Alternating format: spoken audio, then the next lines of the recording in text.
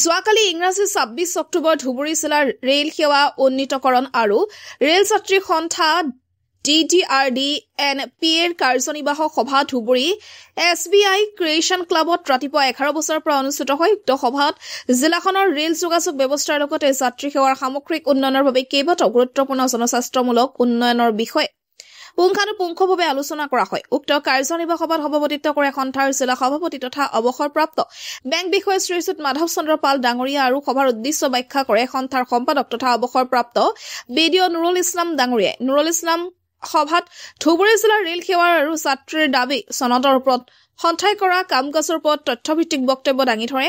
দীঘলীয়া আলোচনাৰ অন্তত সন্থাৰ অধিকাংশ কাৰ্যনিৰ্বাহক সদস্যৰ উপস্থিতিত প্ৰয়োজনীয় দাবীসমূহৰ প্ৰতি লক্ষ্য ৰাখি একাধিক গুৰুত্বপূৰ্ণ সিদ্ধান্ত লোৱা হয়। ধুবুৰীৰ পৰা ৰঞ্জিত ঘোষৰ report, north east frontier news.